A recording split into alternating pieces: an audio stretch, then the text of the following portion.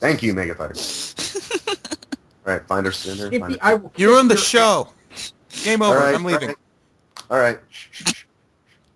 All right, we're recording, Alan? Yeah, it's recording. Okay. Oh, yeah, you should probably mute too, Allie. Of course I am. I'm just talking. God! It's more I gotta edit out. All right, here we go. Hey, everybody, welcome to Dark... God damn it, fuck! God! Woo! I thought I would open because I'm starting. All right, then. Fuck it. Everyone shut the hell up and let Revolver Man start my show.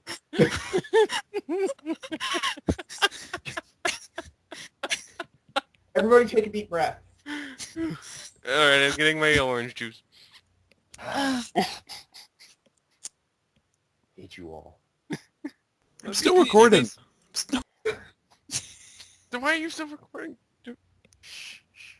3, 2, 1. Hello, everybody, and welcome to this DarkMatch spinoff known as Four Corners. I'm the Revolver Man. I'm Duo's Angel. I'm the Match Striker of DarkMatch, Mega Fighter Free. And I'm Tifus, and the way this is going to work is we each have selected a wrestling news article, non-kayfabe, and we're going to present it to you, tell you the facts that we know about it, and then we're going to spend 15 minutes discussing each article and then move on to the next topic. So it'll be about an hour-long show. It'll be fun. It'll be entertaining, kind of like our regular show, but this is non-kayfabe news, so I'm kind of breaking that fourth wall, getting down to the behind-the-scenes kind of stuff. So with that, Revolver Man, I believe you want to go first? Absolutely. Now, my story is all about Evan Bourne and his second strike violation of WWE's wellness policy. Woo! Yeah! Ugh. High flyers, baby, high flyers. Now, Apparently. This is on high. The story is, and I quote, and I'd like to cite this to the WrestlingEdge.com, WWE has announced Tuesday morning that Matthew Cornick, who performs Evan Bourne, who some might know as Matt Seidel, has been suspended for 60 days for his second violation of the company's talent wellness program. The Raw superstar went on Twitter to apologize to his fans for his latest infraction. Quote, "Sorry, y'all. Sometimes we become our own worst enemy," end quote, he tweeted on Tuesday afternoon. During Sunday's Raw live event in the Oakland Oracle Center, Bourne and Kofi Kingston lost the WWE Tag Team Championships to Primo and Epico. The high-flying duo lost to the tag team champions in short order on their rematch on Monday's Raw Super Show. Meanwhile, former WWE announcer Todd Grisham, who now works as a news anchor for ESPN, took to Twitter to express his disappointment in the situation. He wrote, quote, "Shocked about Evan Bourne. Once could have been chalked up to a bad decision, twice, and there's a real problem. Hope he gets well. Great guy," end quote. That it? That is it. Oh, not to rip off our friend Allie, who's recording this episode, but some are born to fail. Oh. Ow. Now, what I'm about to say is purely rumor and conjecture, so this could be completely off base, but it has been floated that this is Evan Bourne trying to get himself fired. I did hear that rumor, too. Why? Apparently, he asked months ago to be released from his contract, and they said no.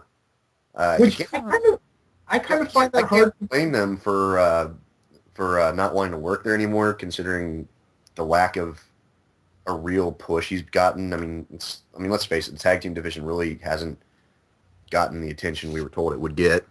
But I wish to counter that by pointing out that not 3 weeks ago, Evan Bourne was gone for most of Evan Boone's reign, and it was just Kofi kind of meandering.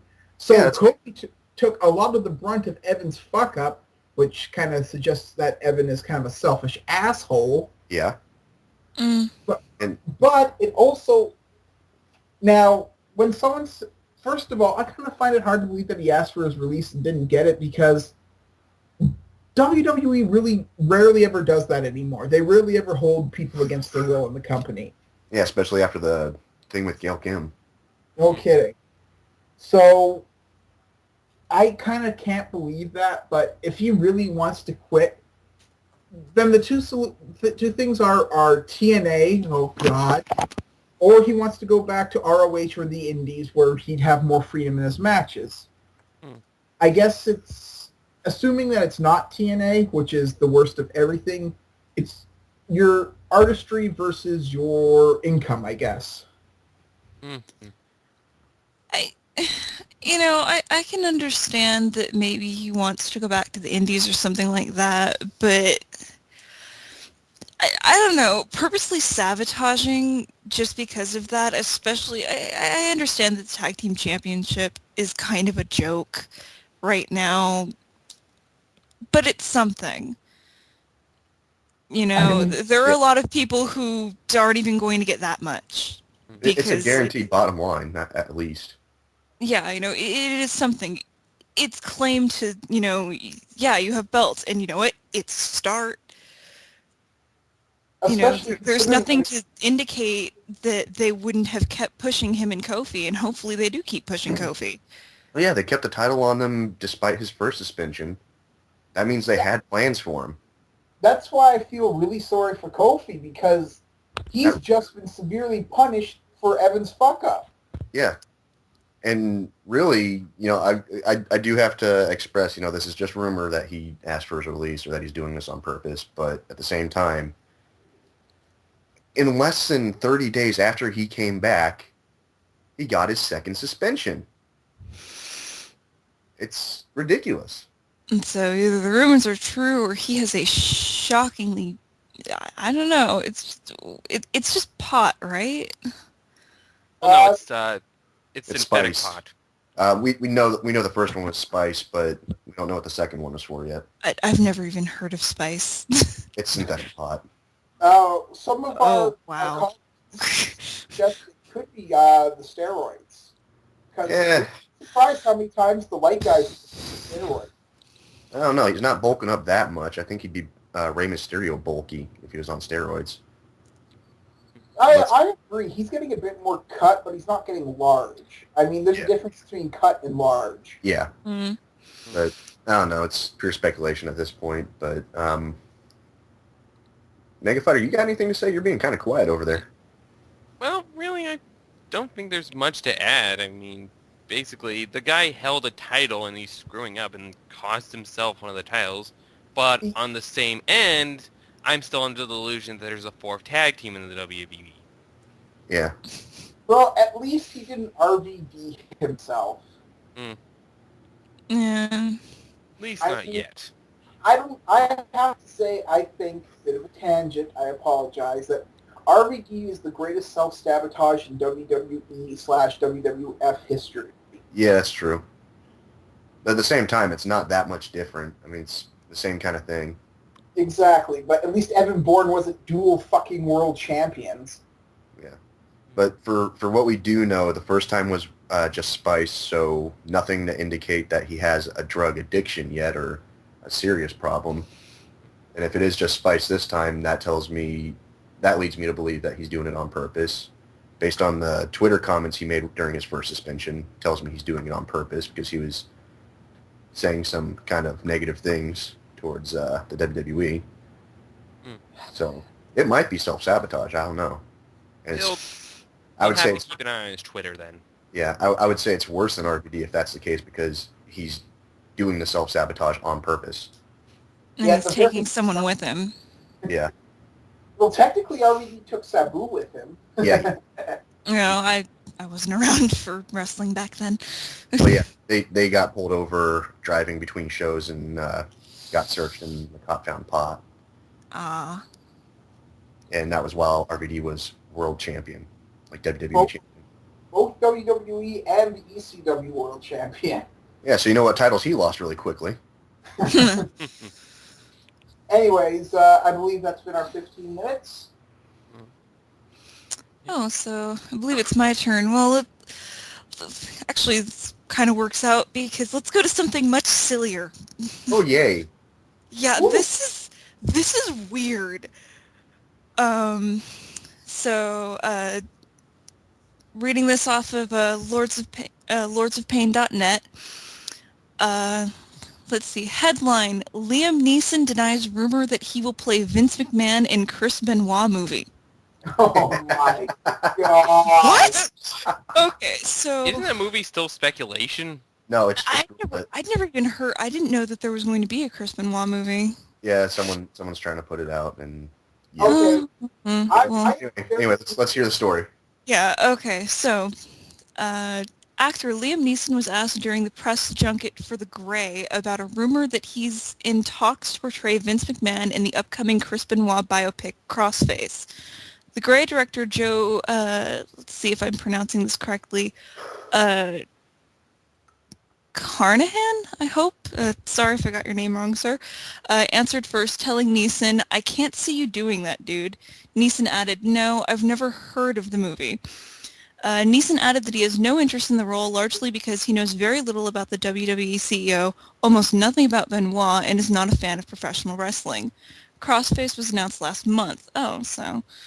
And casting is underway, and production is set to begin this fall. Yeah. Who the hell would even consider Liam Neeson for this? I don't know, but if you ask most wrestling fans, who the hell would even consider this at all? You know? I can kind of see there being I can't imagine a Chris Benoit biopic being a good idea. A documentary of some kind would probably be very, that would be very acceptable. I don't know. I guess we'll just have to see how the movie actually goes about. But the thing about what really struck me about this is, the whole Liam Neeson is Vince McMahon. I love Liam Neeson. He's a great actor. That would be so distracting. I think he would fit in the role well, but like you said, he doesn't know much about it. He has no real interest in it, so he's the wrong guy to cast. If I were to see this movie and Liam Neeson was in it as Vince McMahon, I would not see Vince McMahon. It just wouldn't be possible. He's not the kind of actor that he's not really much of a character actor that I've ever seen. So you look at every role of his as Liam Neeson as this person instead of just this person. Admittedly, I've seen very few of his things. But yeah, like even if I were to go watch Star Wars Episode 1 right now that I am aware of him as an actor, I'd be seeing Liam Neeson as a Jedi. Yeah, I could see that. Which is awesome. Like the Ray that's coming out soon, that's not Liam Neeson playing a character. That's Liam Neeson fighting some fucking wolves. Yeah. Which again, not bad. Liam Neeson is taking on the aliens who fire pigs at you in Battleship. Yeah, he is in Battleship, isn't he? He's the captain. God, that's right. God, talk about... Liam Neeson fights aliens with pegs. So it's not unprecedented that Liam Neeson is taking on shitty movie roles. Well, also, I only have this to say about the Benoit biopic. I hope in it we hear, "Why didn't you tap, Daniel? If you tapped, we'd still be together." Oh! Terrible. You're fired. That one, someone will have to explain to me. Submission wrestling. They're supposed Choke to tap his out. son. Oh! God damn If it! he tapped, would have broke the hold. Oh! It is terrible. That's darkest sketch territory right there. Yeah, but it's the Chris Benoit biopic. What the fuck are we going to get is set the Hatchet job. Yeah, that's true. But Oh, Jesus. yeah, I This just was supposed to be the lighter and the lighter moment of the show. Thanks. And you picked well, you're the talking about Benoit Chris story. Benoit, Lois. How hard is that going to be to keep that one? Honestly, I was hoping we'd focus on silly casting. yeah, I mean, I just don't see how this movie is a good idea. Maybe down the road a few years, but it still feels way too soon for me. Yeah. I mean, you didn't get Mommy Dearest until what's her name was dead, and actually, well, Chris Benoit is dead, so Well, it was years. different circumstances. Yeah, but the lawsuits are still going on. Yeah. Oh, The cases are yeah. not finalized. See, I remember a minor little bit of concern over like Chris Benoit reference kind of stuff in the Mickey Rourke movie, The Wrestler. But Hell, some people were uncomfortable with Daniel Bryan's label lock because they thought it was too close to the crossface. yeah, I've heard that too. Thank you, Allie. 4 corners. Surprisingly depressing. Still got 10 minutes to go on this topic. Yeah. Oh, Jesus. Well, on the question of casting, I really can't say I'd see Liam Neeson as Vince McMahon because I feel like his voice just isn't gravelly enough for it. It's just, when you hear Mr. McMahon, it's a very rock hard, gravelly voice. I'm sure he could pull it off, but like Duo said, now that I'm thinking about it, even though he kind of looks like Vince McMahon and they could easily make him look more like him with makeup and stuff, it would still be Liam Neeson. Yeah, it'd still be Liam. Yeah, especially since, like you said, Liam Neeson does have a very distinctive voice. I think the biggest problem... Oh, go ahead. No, go ahead. Well, he's Irish, isn't he? I Yeah, think he is. the problem is, who are you going to get to play Vince McMahon who is about the same age as Vince McMahon and is fucking built as Vince McMahon? They'll have to cast young and use makeup. I guess so, Yeah. because I do not know any other 60-year-old, 65-year-old, however old he is, man, as jacked up as Vince McMahon is. Schwarzenegger or Stallone, but I doubt they'd take the role. Oh, could you imagine Stallone doing Vince? Hey, yo, you're fired, yo. I'm Vince McMahon, damn it! Yo, Benoit! Triple H, we did it, yo! Jesus. Arnold is Vince, though. Yeah, you're fired. You got fired enough. But that would conflict with him being WWE Blockbuster Champion. Arnold has the advantage that he is a WWE mark. Yeah. Yeah. I can just imagine Cannot that. have the title belt. He's mine. Yeah. Oh, God. Oh. It was me, Austin. Yeah. It was me. Oh, Jesus. Oh. I think we got to make impressions as a staple of the show. 15 minutes, fine. Yeah, I see that happening. Or we could have Keith continue We got on 4 with more that. minutes of Arnold as Vince McMahon. No.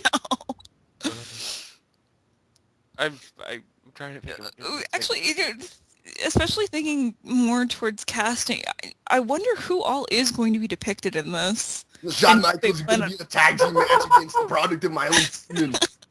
And your tag team partner is going to be God. Yeah. Ding my Wait, bad. we can't say that. Christopher says post something he wanted to say, but we can't because that was Hogan, not Vince, who said that.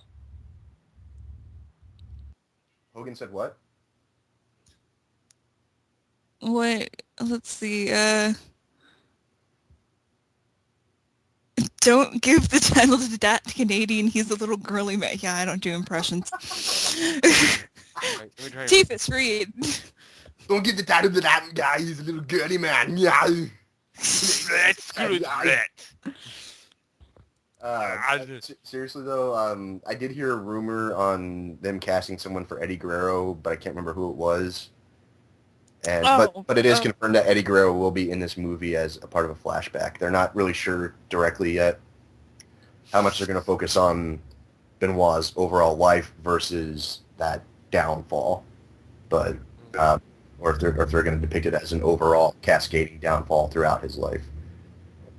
But you can bet your ass whatever it's going to be highly inaccurate based off of what actually happened, because that would be my only real concern of it being a biopic versus a straight documentary is that they're going to fuck with it. the Hollywood touch. Yeah, you know, even though it's probably going to be a very star. small budgeted movie, it is probably going to get that Hollywood touch. You know, it's going to be based on a true story, and that is very bad. That Texas is Chainsaw Massacre is based on a true story. But you know what? At least Texas Chainsaw Massacre is supposed to be an exaggeration of a true story. No, you know what story it's based off of? think it was Wayne C. Gacy. I've heard Ed Gein. I've heard a number of things on it. Yeah, Jeffrey Dahmer. I'm sure it's probably at It's this based on several true stories, as in serial killers exist, and sometimes they eat people. Yeah, I would but I the- would imagine that it's more of a combination of some really horrific truths. Well, the actual backstory for it, the origin of the idea is the creator of the movie was in a hardware store, like a Home Depot or something, and it was just really crowded. And he saw a display of chainsaws and thought, man, it would be so easy to get out of here right now. Yeah, it was Christmas Rush. Yeah. Mm. Happy holidays. Anyway, have we spent enough time on this? Can we? I Looks like think it. so. Okay. Mega Fighter. All right. So from the Spoon Experiment forums themselves, a interview for Busted Open by Kurt Angle about the year 2011 for TNA. And I quote, this is like 5 paragraphs, but I think 2011 was a subpar year. I think we did a lot of things right and a lot of things wrong. The most important thing I would say is lack of communication within the writing and creative team. You guys want me to speed this up, just in case? Yeah, sure. It's a long story. Yeah. Basically, he says that this could have been written better. A lot of times they tend to have like changes made like minutes before the show actually starts. Rude was supposed to win at Bound for Glory, but that got changed. They weren't doing Samoa Joe right. And that they need to focus more on the younger guys. However, a few days later, Angle announced on Twitter that he's not going back to WWE for the Royal Rumble. Darn. Yeah. We Yeah. missed out on Kurt Angle in the Royal Rumble. You know, I can't really say anything on that regards because I heard Mick Foley, on Raw, and I started to squee like the pathetic little mark I am. Although I don't expect him to win that if they let him in. Mick Foley's always great in a gimmick match, though. Even if he doesn't win, he's just always fun. Oh, yeah. But Kurt Angle hasn't been fun since he joined TNA. At least in my opinion. Not unless you count making fun of him chasing people with an axe as fun, which it Well, was, but for not all the wrong reasons. Not intentionally fun. Yeah. Which is a shame because I do vaguely remember him being a lot more entertaining and fun to watch when I was a kid and he'd first joined WWE. Yeah, and he's just taken to so many interviews spouting so much bullshit, like he's in talks to join UFC, and Dana White's like, no, he's not. He's training for the Olympics. Dude, no. You might be training for him, but you're not going to get to the Olympics, not at your age and with your injuries. Oh, yeah, that Okay, was a weird time. Yeah. Most recently, he said that WWE's been calling him and trying to get him back, and it's like, man, shut the fuck up. Yeah, I wouldn't believe that for a second. Not until he's officially retired, and they're going to give him the Ric Flair treatment. Then, like, if he does come back, very limited dates, just special appearances, kind of like Bret Hart or something, and Hall of Fame induction. That's it. If he does come back, I hope they make him do Funny Kurt again. He'll do a Legends deal and just be a callback on their like retro Raw episode or whatever. His career is just done. It's just done. But he's going to London 2012 to win another gold medal for America. No, he's not. you can only do so much with a broken freaking neck. He's just not going to do it. Apparently, he thinks he can intimidate the drug testers into not testing him for painkillers. Oh man, it doesn't even matter. Even if even if he was legitimately off painkillers, he's kind of I don't know too much about the Olympics, admittedly, but I can't imagine that they'd easily picked younger athletes over him. And he has so many injuries, it's just not a good idea. Yeah, the professional wrestling has taken enough of a toll on his body alone. And then even on top of that, he already had injuries from his amateur wrestling. Yeah, and I can't imagine why he would want to do. Well, I suppose I can imagine why he'd want to go back and do it to kind of relive those days. But This he's is a gold medalist. this is midlife crisis. Kurt Angle still in action. He's been in this mode for a while. From the divorce with his wife to Raka Khan to getting busted for drunk driving. What, 3 times now? 4. 4? 4. Oh. Yeah. The And guy's he's- got problems. He needs to sort his life out and just figure out a way to be content with what he's got and what he's accomplished and stop trying to be all, I can still go, man. I'm still one of the young guys. You're not. Okay? You're just As not. Ali pointed out quite well, he was a gold medalist, 95. It's 2012 now. Yeah. The thing is, and this seems to just be a very sad pattern for a lot of, adult athletes these days, is that, yeah, your career is over. There's nothing wrong with that. Yeah. Especially if you're Hulk Hogan or Kurt Angle or Ric Flair. Because you know what? Well- Even if it's just among pro wrestling, for some people, like, say, Kurt Angle, you're fucking famous. Yeah, you've got nothing left to prove. Well, And it might be coming down off a huge mountain. That may have a huge effect on you. But get a fucking hobby, guys. Or find a new thing to do with it. If you don't want to retire, find something else. But Find a new role in the don't company. destroy yourselves like this. There's no point in it. It will never. It can't. Nothing good can come of that. Yeah.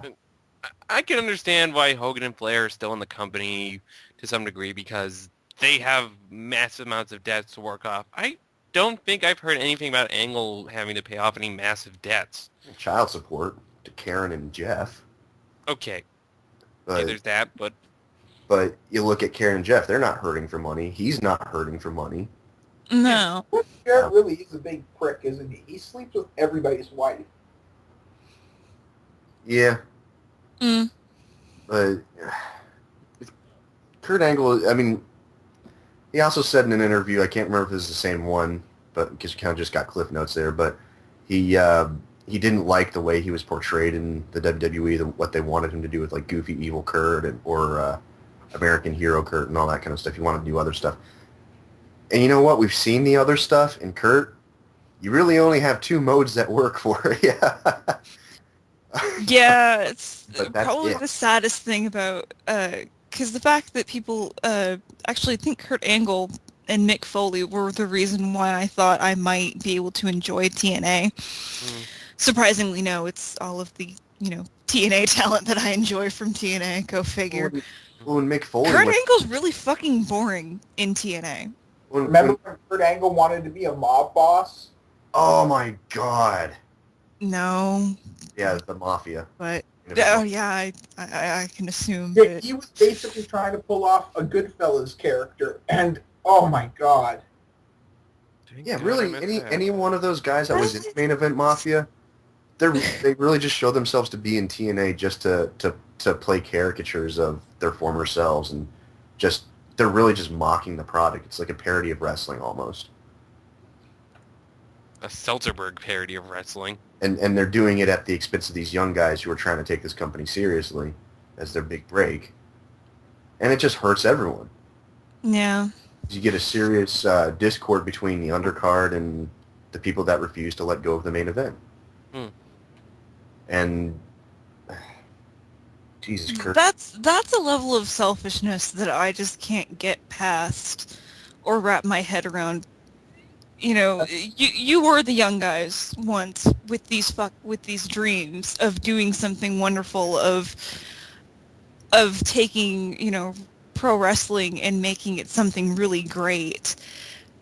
And now you're just going to go ahead and squander, you're going to destroy what you built, what you tried so hard to make, and you're going to prevent other people from ever reaching those goals. Yeah. That's a level of selfishness that is just cruel. I can't imagine why you'd fucking want that. It's rude as hell. It's really bad for Hogan, I believe, because, all right, some people might argue this, but I personally believe Hogan was truly made when Andre went down, took the bump for him in WrestleMania 3. Andre was willing to pass the torch. Yeah. Hmm. Well, Andre was never really even the guy. He was an anomaly. He was a major attraction, but he was never the guy. He still put down himself to bring up Hogan. Yeah, and it's you could compare Andre back then to what Undertaker is now. Hmm. He's not the main attraction, but he is a huge attraction whenever he's there. And beating him is still a big deal. Having anything to do with him is still a big deal. Mhm. Yeah. And going back to Mick Foley coming into TNA, like you said, Duos, when he went to TNA, when he left WWE to go to TNA, he did so very openly to say, there's young guys there that need some mentoring, and I feel like I have a lot to offer them. And for the first time in a while, and really the last time since he was there, Abyss had some direction with his character to go in. It was an interesting direction because it kind of broke the fourth wall. It's like, you're just a bad parody of me. So they're trying to see who can be the better, crash and burn stuntman and extreme and everything. That was kind of interesting, I thought. But after he got there, he very quickly just kind of gave up trying because he kind of realized pretty quickly exactly what was going on there. Like, no one was really interested in helping the young guys out. No one was really interested in taking the product seriously. I think he was just as shocked when he got the title as everybody else was. Yeah, I mean, what was up with that? Honestly. Mick had the title? Yeah, he had the TNA title. champion. Was that That's... was that like 1 or 2 months? That was like his longest world title reign ever. 2.5 months. It was It was the longest world title reign he's ever had. Yeah. Oh, that makes me sad. Not that deserve. Oh, a- guess who awesome jobbed it thing like to? Guess who he jobbed it to? Who? Sting. that. Yep. Motherfuck. And really, to be honest, I'm not saying Mick Foley doesn't deserve a lengthy title reign just as a thank you, Mick, kind of thing, but TNA title is not the title you want to do that with. Yeah. And really, the way they did it was stupid, and Mick Foley, as much as he might deserve it, the whole character just does not really fit the world title. No, he does work much better as just the kind of goofy guy, and there is a place for that. And Well, he is the best enhancement talent in history. There's no doubt. oh yeah, He can make a guy look like $1 million. The greatest put over I believe Mick Foley's ever done is when he put up Edge to reach the final level. Oh my God, yeah, that was amazing. Especially that hardcore match where Edge speared him through the fire table. Yeah, that was great. That was amazing stuff. And then the subsequent heel turn. Mm-hmm. I guarantee you, Melina only had a job as long as she did because Mick Foley endorsed her so heavily. I'm dead serious. No, I believe you. I'm just thinking what Mick Foley probably thinks of her now after seeing her true behavior. Yeah. And it's really sad. He's got this history of backing the wrong monkey so many times. But when you use him to back the right monkey, it's amazing. Mm-hmm. yeah. How long have we been going on this? I don't I'm know. not even sure. We seriously derailed after a while. No, I think we spent enough time. Bottom line, Kurt Angle, stop. Yeah. Stop talking. Stop. You're not helping anybody. Not TNA. Not yourself. Not the Olympics. You're just creating problems. And at least Dana White is funny enough to just put out a blurb. It's like, no, he's not. That ain't happening. Anyway, I guess that brings us to our final segment of this very short hour. But anyway, recently TNA was going to set out to embark on a European tour that's still upcoming. It's not hasn't happened yet, but it's coming. Unfortunately, and there's the headline: TNA cancels tour due to poor ticket sales. German tour. Yeah. The TNA Impact Wrestling World Tour events scheduled for Essen, Leipzig, and New Ulm? I don't know how to pronounce that. All in Germany. Sorry, Germany. For this month have been canceled. This is announced back on Monday, January 9th. So, yeah, they're taking off probably right now. They're still going to UK and all that. Shooter Promotions, the event organizer, stated on Facebook, Due to the unexpectedly poor clearance sales, the planned 3 TNA wrestling shows are canceled. The already purchased tickets can be returned at the respective box offices. This is the second international tour cancellation in recent months, as an entire South American tour was nixed in November due to poor ticket sales. That's... I have this first. From what we've seen of TNA house show pictures, they must have been doing double digits at most to consider too little ticket sales to justify the tour. Yeah. What makes this really surprising is that, according to rumors and hearsay on the streets, their house shows are a lot better than their television shows. And on top of that, even, in Europe, it is a lot easier to get a hold of TNA footage than it is to get a hold of WWE footage, which makes TNA's ratings in the European audiences, in the European market, much higher than WWE. That's yeah, I have heard that the TNA does better over there. In continental Europe, there's both on the same channel. Yeah, and that's the fucked up part, because TNA has better exposure over there. Their house shows are a lot better. You'd think with better exposure and a stronger fan base over there, better ratings and everything, based off of how WWE does whenever they go overseas, no matter where they go, you'd think they'd be able to fill up a stadium over there. Finally. I'm kind of two minds on this. On one hand, I suppose just like the fan in me is just like, that's really fucking shitty that, I mean, how often those are people that, can't maybe decide, what, fuck it, I'm going to Orlando just to see this because I love it that much. I don't know who would actually do that for TNA. I don't think so. I can't be bothered to do that for WWE. But, it's just, That's the thing. If you do want that opportunity to meet those guys, if I have an opportunity to meet some of the TNA talent, I'd take it. There are plenty of people in TNA that I actually do, I do enjoy watching. Well, that's the thing. Whenever WWE travels anywhere, no matter when the last time they were there, they get a damn good turnout. People want to go and see them. It's a special treat to get out to a WWE show, no matter where it is. Mm-hmm. I Europe remember... Europe does not have a major promotion. Nothing tours all over Europe, really. Yeah.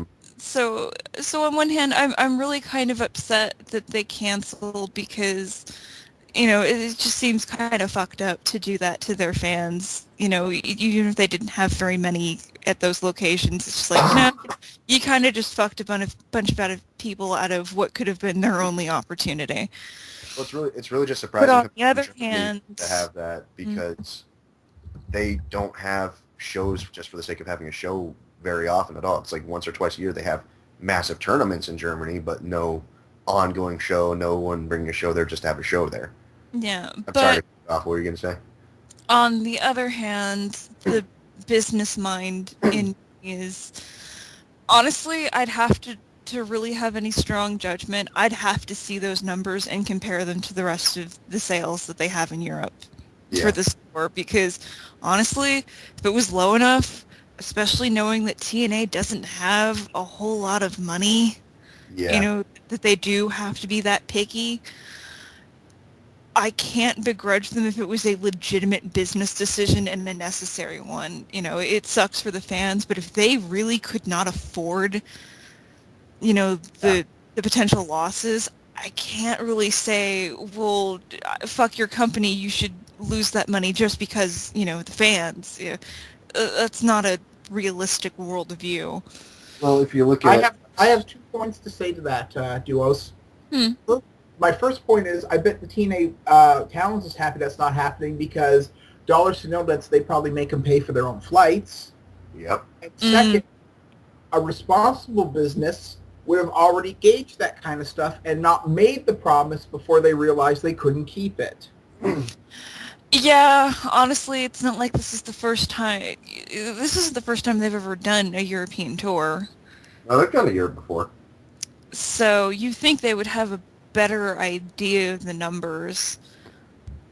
That's the other thing, though, too, is if you look at the over last year, anytime they've gone on the road for the U.S., they've had pretty shitty ticket sales in most of their cities. Every now and then they get one spike, but I remember one show, it was like the day of the show, they still hadn't sold more than 1,000 tickets, and they still did the show.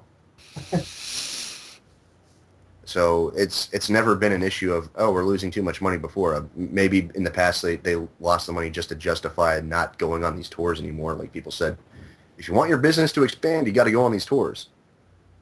Because I know one of the attractive things to some of these older talents is the lighter work schedule, and going on the road kind of takes away from that. Yeah. But it just goes to show you that Panda Energy doesn't really care about investing in them enough. Dixie doesn't care about managing them well enough to be able to go for these kinds of things and do what she can to make this stuff work. The senior people giving her advice on what business decisions to make regarding wrestling, they're full of shit. Well, I've always been a strong believer that Panda Energy, Dixie's father, Bob, whatever his name is, got her TNA simply to distract her so she doesn't take over Panda Energy. Because if she runs an energy company the same way she runs a wrestling company, holy shit. Yeah, Stephanie, she is not. Although, to be perfectly fair, that's two completely different companies, and massive incompetence is still massive incompetence. I don't know. Maybe she knows how to run an energy company. I doubt it. They'd have her in the energy company then. Good point. Exactly. I don't know. Yeah, this is just massive mismanagement. It's unfortunate for the fans that did want to go see them. It's unfortunate for the talent. It's you got to spend money to make money. You got to get your word out there. Show people you're going to follow through with these tours and give them something special to make them want to come out and see you. You can't just half-ass it or say, oh, you didn't show up, so we're not going to show up. That is the one thing, is that this has a very good chance of starting a sort of self-fulfilling prophecy, in that if, there are now a bunch of fans in Germany who, the next time around are going to have this on their minds when they make that decision. Do I really want to even bother when there's a chance that they'll just cancel on us again? I mean, what's the fucking point? Yeah. They're not, what if they don't show up again? Especially if it does happen again. Like, if you make this a habit, guess what? People will stop buying the tickets just because they can't trust you to show. Well, and then you're stuck with even lower ticket sales every time. I think to really fix their problems, though, they got to start at home and stop not honoring people that download tickets in advance and actually spend money to actually get in the VIP line, and then turn around and not even let them in the show. Yeah, that is one thing, is that I'm a little amazed that TNA does these kind of tours when their financial situation isn't necessarily great. That does seem like, especially since they don't do many US tours either. No. And when they do, they don't go above the Mason-Dixon line. Yeah, I don't understand why they go out to other countries. I mean, it's great for those fans, but you barely do the U.S. Shouldn't you start small and work your way up? Yes, expand across the U.S. and invest heavily on where you can. Even if you don't see turnouts immediately, you'll start to, and you'll make more money in the long run. Yeah, besides...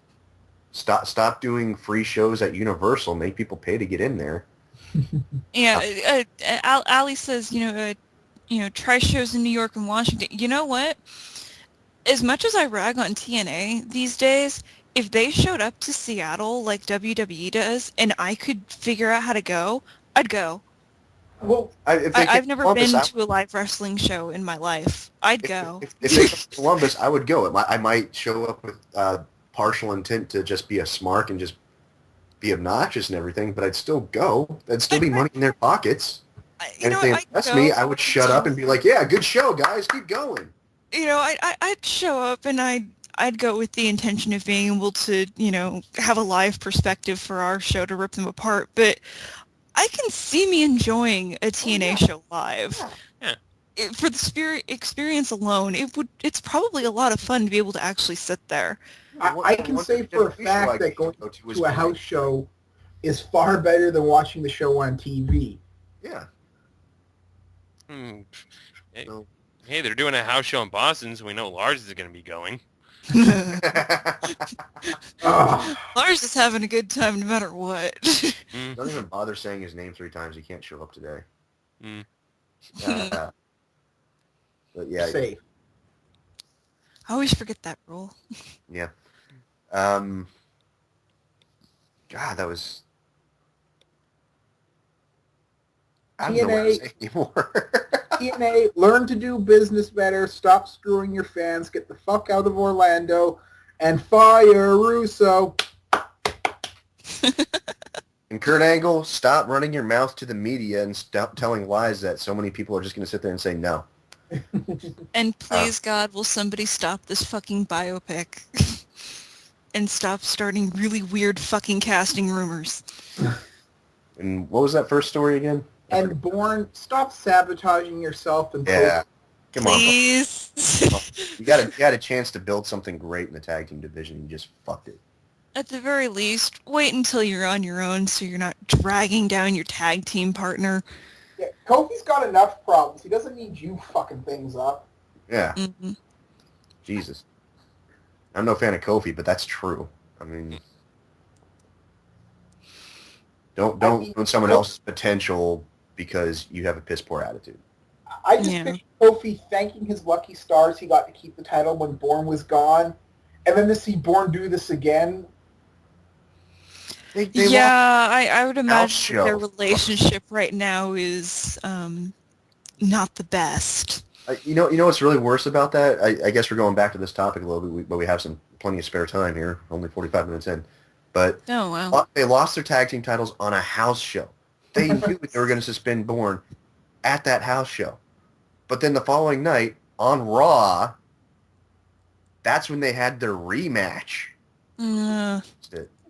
WWE didn't have to honor them with a rematch. They could have just lost it and suspended him and that'd be done with it. But no, they added that insult to that injury. And it was by making them go out in front of that crowd and say, "Yeah, we lost our titles at a house show," and here we're going to And Bourne was the one to be pinned too. both times. Oh. Clean. Bourne jobbed. He jobbed hard. Oh yeah, he did. Oh yeah. To Epico and Primo. I'm sorry, I'm not taking anything away from their skills in the ring or anything, but I am so sick and tired of getting Mexican wrestlers on TV and they're going, "Yeah, what's going on, man? We going to get titles," and interspersing some random comment in Spanish. It's just like, Yeah, I have noticed that Rosa seems to have forgotten English. yeah, she's getting more like it too. She's speaking the exact same way, and it's so like, God, guys, you're better than this. Yeah, we got Epico and Primo acting like, the Sombrero brothers, and then we got Hunico on his low rider bicycle, which is so niche and culturally specific that most people think, "What the fuck is this guy doing?" They don't even know that it's supposed to be badass. And he's being ridden by a Samoan who they're pretending is Mexican. Yeah. And then a couple weeks ago on SmackDown, I really wanted to mention this, but I wasn't on the show. Yeah. They had Hunico act like he was trying to steal Booker T's fucking ring. Oh, because them Mexicans, they're sneaky thieves. Yeah. At least Mexico was good about it because they were kind of doing the self-parody of it. Oh, yeah, they were coming out on lawn tractors. That was purely to be funny. Yeah. They were having fun with that whole thing. Like, hey, they're going to make us a stereotype. Let's be a stereotype. Especially when it was... Oh, go ahead. It's just... the stereotype is funny when it's self-aware, but otherwise it's so ran into the ground. Mostly because... And racist. Mostly because of TNA running it into the ground so hard in the last several years. But what I loved about Mexico when it was all three of them before Psychosis got himself canned... They came out on the Super lawnmower. Oh, yeah. The one they use for football fields. Yeah. That was hilarious. Was it Juventud that got himself canned first? Yeah, it was Juventud. He wanted... Was there a rumor that he wanted to do a mask versus mask match with Ray despite the fact he didn't wear a mask? Yeah. And talking that, about like, ego problems. This guy could be the Mexican Kurt Angle if he shaved his head. Unfortunately, he thinks he looks so much like The Rock that he started ripping off The Rock's act down in Mexico. Oh, that's right. Yeah. Hmm. Yeah, so I think we've covered enough ground here. Do you guys want to cut the show off here? Yeah, no point in trying to stretch for an hour. Yeah. When actually, if we can't fill an hour, it won't kill us. Okay, Yeah. so that's the new rule. It'll go for at most an hour, hopefully, unless we really get going on something good. But we'll try to keep it around an hour for you guys. This has been the inaugural premiere pilot episode of Four Corners. Right. I'd like to thank Revolver Man, Mega Fighter, and Duos helping me out with this, seeing how this goes. I think it was a success. What do you guys think? Oh, this was a lot of fun at the least. I would also like to thank our producer, Ali. Oh, definitely. Yes, Yeah, thanks, thanks, man. Ali. Yeah, this is the third pilot. Especially for the Keep side losing jokes. these things. So yeah. Anyway, for the dark match, I'm Tifus. I'm Duo's Angel. I'm Mega Fire Free. And I'm the Revolver Man. Good night and good luck. Feliz Navidad, Cue Bundejos. music.